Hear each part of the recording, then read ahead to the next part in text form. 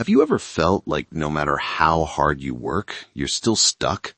Maybe you wake up already exhausted before your day even begins. Maybe you scroll through your phone at 2 a.m. wondering if you'll ever get ahead while everyone else seems to be winning.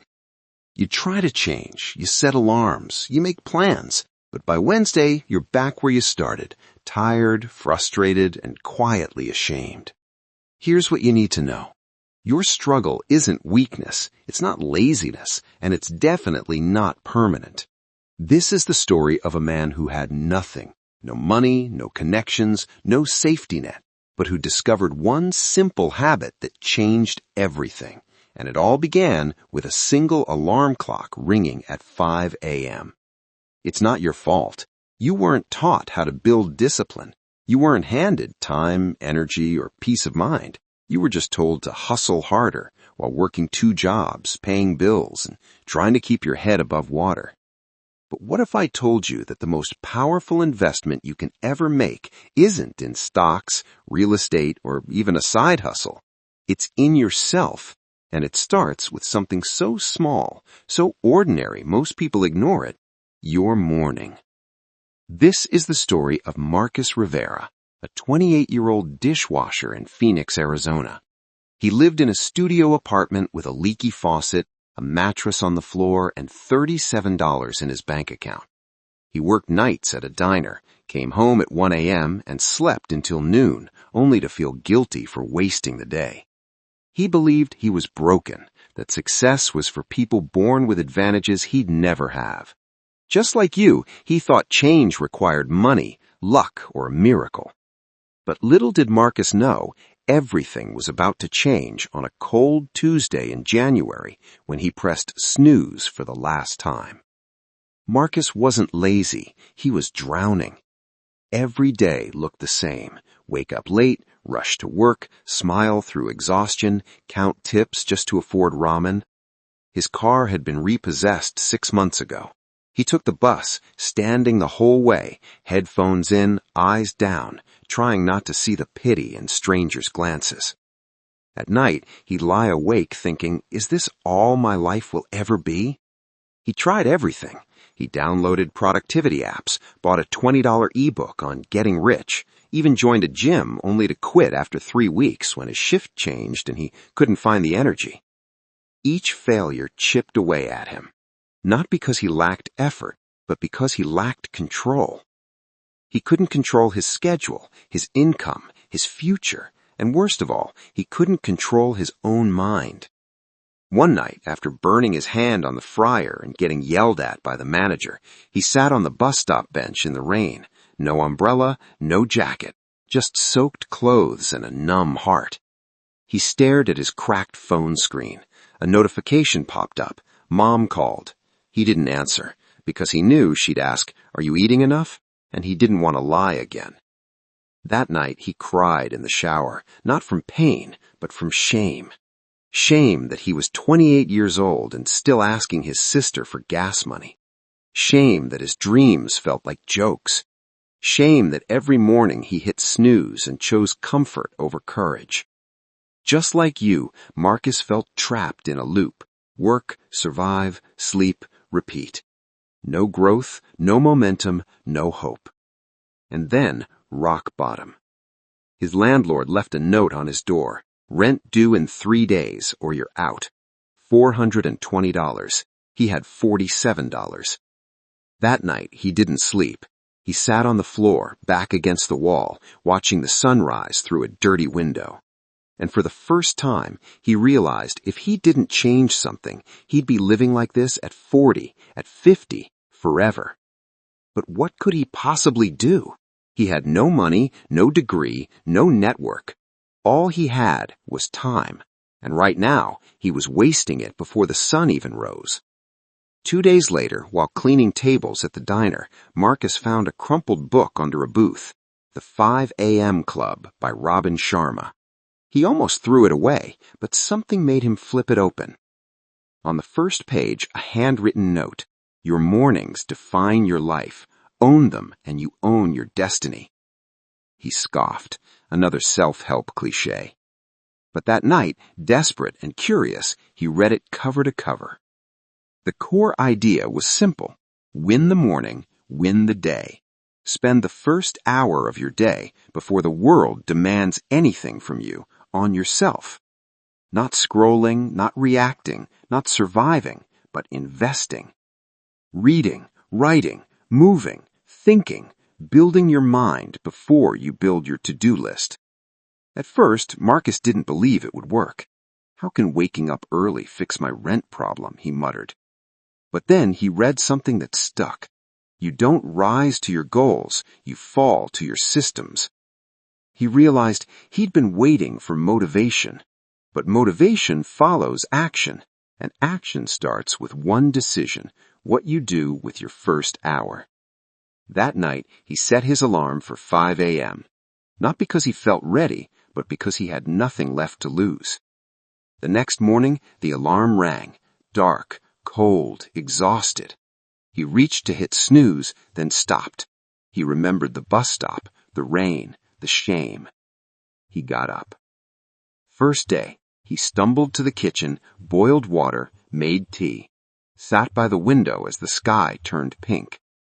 For 20 minutes, he just breathed. Then he wrote one sentence in a notebook. I choose to try. It wasn't magic, but it was different. By 7 a.m., he felt lighter. Not because his problems were gone, but because for the first time in years, he'd done something for himself before the world asked anything from him. He learned something profound. Time isn't just a resource, it's a reflection of your self-worth. When you give your best hours to distractions, you tell yourself you're not worth more. But when you guard your morning like sacred ground, you declare, I am worth investing in. Over the next week, he added small habits. 5 o'clock, wake up. 5:05, drink water. 5:10, 10 minutes of stretching. 5:35, write 3 things he's grateful for. 5:45, plan his top 3 priorities for the day. It wasn't perfect. Some days he'd barely managed 10 minutes, but he showed up. And slowly, his mind began to change. He stopped seeing himself as a victim of circumstance. He started seeing himself as someone who chooses, even in hardship. And that shift, that was the seed of everything that came next. Day 1, he woke up at 5 a.m., felt proud. Day 3, hit snooze twice, felt like a failure. Day 7, woke up early but fell asleep reading. But he kept going. By day 15, something unexpected happened. He noticed he had extra energy in the afternoon, so he used it to research online courses during his break. He found a free marketing class on YouTube, stayed up late, not scrolling, but learning. But on day 22, disaster struck. His manager cut his hours. Income dropped by 40%. Panic set in. I can't afford to invest in myself. I need to survive. He almost quit the 5 a.m. routine. But then he remembered, if I go back to sleeping in, I go back to feeling helpless. So he doubled down. Day 30, he finished the marketing course. Day 35, he created a simple Instagram page offering social media tips for small businesses. No followers, no clients, just one post. I'm learning. Maybe I can help you too. Day 47, a local bakery owner messaged him. Can you help me get more customers? Marcus had no experience, but he said yes. He spent his 5 a.m. hours studying case studies, designing posts, writing captions. He charged $50 for the first month. The bakery saw a 20% increase in weekend traffic. They paid him $100 the next month. Hope flickered. But doubt returned fast. Day 60, his phone broke. Couldn't afford a new one. Had to use the library computers to manage client work. Felt humiliated. Who am I to think I can do this? Yet every morning at 5 a.m., he returned to his ritual, because that hour became his anchor, his sanctuary, his proof that he hadn't given up on himself. Day 75, he landed a second client, a dog groomer, then a third, a yoga instructor. He reinvested every dollar into a cheap laptop and a domain name, riveradigital.com. But not everyone believed in him. His cousin laughed. "You're still washing dishes and pretending to be a CEO?" Even his mom worried. "Mijo, don't get your hopes up." Some days, he wondered if it was all pointless. Would he ever escape the diner? Would he always be poor? But then he'd remember. 6 months ago, he couldn't imagine having one client. Now, he had 5. Day 90, he quit the diner. Not because he was rich, but because his side income matched his wages. He moved into a shared apartment, bought a used desk, and every morning at 5 a.m., he built his business before the world woke up. Day 120, he hired his first contractor, a college student needing part-time work. Day 180, revenue hit $5,000 a month. Day 270, he spoke at a local entrepreneur meetup. Nervous, sweating, but he showed up. And then the real test came. Day 312, a big client canceled. Income dropped 60% overnight. He lay in bed that night, heart pounding. This is it. I'm going back to square one. But at 5 a.m., he did what he always did. He got up, made tea, wrote in his journal, "What's one thing I can control today?" Answer? Keep showing up. So he did. He reached out to past clients, offered free audits, posted daily value on social media, and within 3 weeks, he replaced the lost income, and then some. By day 365, Marcus wasn't just surviving, he was leading. He had 12 clients, a small team, and a bank account that finally had 4 digits. But the biggest change wasn't in his wallet. It was in his eyes. He walked taller, spoke clearer, believed deeper. Because he'd proven something to himself. Discipline isn't punishment, it's self-love in action. And it all started with one alarm at 5 a.m. After 18 months, 547 mornings of showing up before the sun, everything shifted. It happened on a Thursday in March. Marcus got an email from a venture-backed startup in Austin. They'd seen his content, loved his approach, offered him a $25,000 contract to manage their entire digital presence. He read it 3 times, then called his mom. This time, he didn't hide. He said, "I did it, Ma. I really did it." Within 6 months, that contract led to referrals. Referrals led to retainer clients. By month 24, his agency hit $100,000 in annual revenue. But the true breakthrough wasn't the money. It was the moment he looked in the mirror and no longer saw a dishwasher. He saw a builder, a creator, a man who turned time into treasure. People noticed. Old coworkers asked, "How did you do it?" He'd smile and say, "I just started waking up earlier than my excuses." His apartment? Now a downtown loft. His car? Paid in full. His confidence? Unshakable. One evening, he stood on his balcony watching the city lights. He thought back to that rainy bus stop, to the shame, the fear, the $37. And he whispered, "Thank you for not giving up." It was like the fog lifted. Everything became clear. Success wasn't about talent or luck.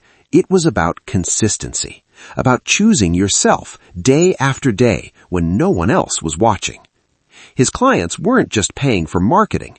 They were paying for the clarity, focus, and resilience he'd built in those quiet 5 a.m. hours. And by year 3, Marcus Rivera wasn't just running an agency. He was mentoring others who felt stuck, just like he once was. He'd tell them, "You don't need more time. You need better mornings." Because while the world sleeps, the builders rise. And while others scroll, the dreamers create. That $10 million empire wasn't built in boardrooms. It was built in silence, in discipline, in the sacred space between 5 and 6 a.m. And it all began with one decision to stop hitting snooze. Today, Marcus runs a 7-figure digital agency with 22 employees. He's spoken at conferences in New York, London, and Singapore. He bought his mom a house, and every December he funds scholarships for kids in his old neighborhood. But here's what hasn't changed. He still wakes up at 5 a.m. Not because he has to, but because he chooses to. Looking back, he says, the 5 a.m. hour didn't just change my career, it changed my identity. I went from I can't to watch me. Compare that to the man on the bus stop, soaked, silent, ashamed. Now, he walks into rooms with calm certainty, not arrogance, but earned confidence. And the ripple effects? His younger brother started his own business. His sister went back to school. Even his old diner manager now asks for marketing advice. But Marcus is quick to say, this isn't magic, it's math. 1 hour a day invested wisely compounds faster than money. He didn't need a trust fund. He needed a routine, a ritual, a refusal to let his circumstances write his story. And yes, some days are still hard. Some mornings he'd rather sleep in. But he remembers, comfort is the enemy of growth, and greatness lives just beyond the edge of I don't feel like it. So he rises, not perfectly, but persistently. Because he knows now, your future isn't shaped by your past. It's shaped by what you do with your next 60 minutes. And for Marcus, those 60 minutes begin at 5 a.m. Now here's what this means for you. You don't need to build a $10 million empire tomorrow. You just need to win one morning. Starting tomorrow, you can do this. Set your alarm 30 minutes earlier than usual. Not 5 a.m. unless you're ready, just earlier than your current default. When it rings, get up, drink water, step outside, breathe, write one goal, read one page, move for 5 minutes. That's it. Your failures aren't the end, they're preparation. Every time you've hit snooze, every time you've felt stuck, that's data, not destiny. Choose one thing, just one. Guard that hour like it's gold, because it is. Every day you wait is a day you lost, but also a day you can reclaim. You don't need more motivation. You need a system. And your system starts with a decision. Will you give your best hours to the world or to yourself? Marcus didn't have more time. He had the same 24 hours you have. He just used the first one differently. So tonight, before you sleep, ask yourself, what version of me shows up at 5 a.m.? And then become that person.